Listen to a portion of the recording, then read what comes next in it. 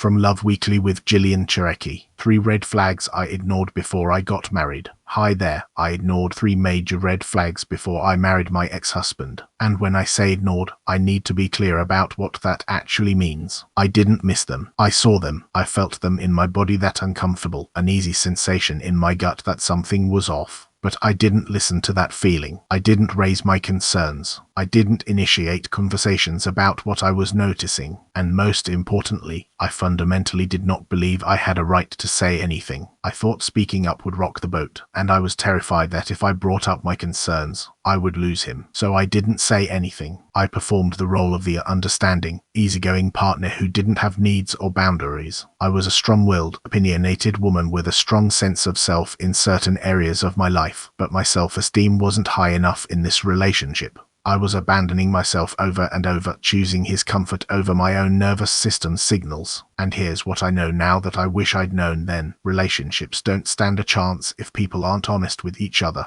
They can't survive if we're not willing to inconvenience the other person with our feelings and our point of view. Real relationships need the truth. They need 2 people who can communicate openly, who can tolerate difficult conversations, who understand that friction isn't the enemy, it's how we grow and repair. Have you checked out this week's episode of Gillian on Love? I'm joined by Harvard psychologist Dr. Ellen Langer for a powerful conversation about mindfulness, mindset, and how the way we perceive things shapes our relationships and our lives. So here are the 3 biggest red flags I ignored, and what I've learned about why I ignored them. I watched my ex consistently not respond to texts or calls from friends. People would reach out, and he would just ignore them. Friendships would slowly fade because he wouldn't maintain them. And instead of seeing this as concerning information about his relational capacity, I felt special that I was the only person he was responding to. Looking back, that was incredibly immature. It was also a sign of my own insecurity. I was getting validation from being chosen over others, rather than asking the more important question, what does this pattern tell me about how he maintains relationships? I didn't bring this up. I didn't say, I've noticed you don't respond to your friends. Can we talk about that? I was afraid that bringing it up would make me seem controlling or judgmental. But here's what I know now. How someone treats their friendships is information about their relational capacity. If someone has a pattern of letting relationships fade, of not responding, or of estrangement, that tells you something big about what they value.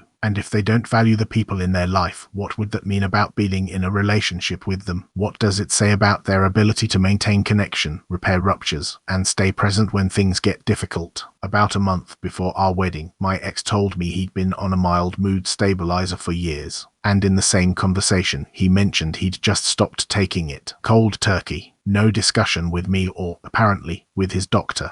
This was a double issue. First, I had a right to know he was on medication that stabilized his moods. That's information that directly impacts a partnership. Second, making the unilateral decision to stop taking it without any conversation with me was not okay. I know it can be hard to tell someone you're on medication. There's shame, fear of judgment, worry about how they'll react. I have deep compassion for how scary that vulnerability can be. But in a partnership, we need transparency. We need to be able to share information that affects both people, and we need to make decisions together about things that will impact the relationship. When he told me, he didn't really apologize. He showed no vulnerability about why he'd kept it from me or what his fears were around it. There was no real conversation about what going off the medication might mean for him or for us. And I didn't push for a conversation. I didn't say, we need to talk about this more. I minimized it because I didn't want to create conflict right before the wedding. I didn't want to be the difficult one. I didn't believe my need for transparency and shared decision-making was valid. I was abandoning myself. Every time there was tension, or I brought up something that bothered me, my ex would pull away. He would shut down emotionally and stop communicating. I had to guess how he was feeling. I want to be clear, I'm not talking about someone who needs time to process before they can talk. Some people aren't immediately emotive and need space to understand what they're feeling before they can articulate it. That's a valid communication style. This was different. This was emotional withholding. This was using silence and withdrawal as a way to punish me for having feelings or needs.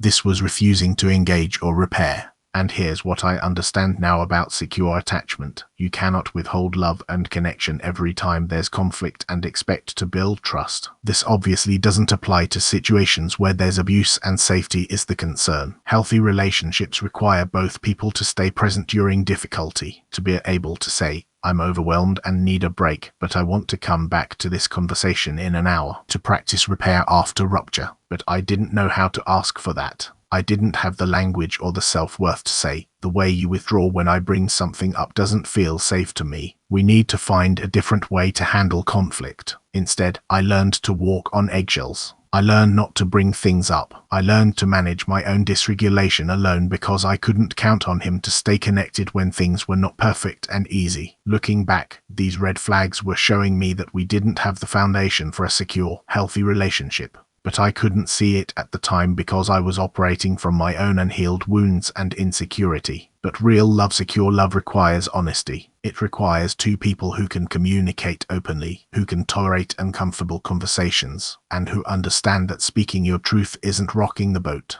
It's honoring yourself and giving the relationship a chance to be real. Your gut feelings are information from your nervous system. When something feels off, that's your body trying to tell you something important. And you have every right to speak up, to ask questions, to expect transparency and partnership in decision making. So, be brave and have the conversation. Love, Jillian.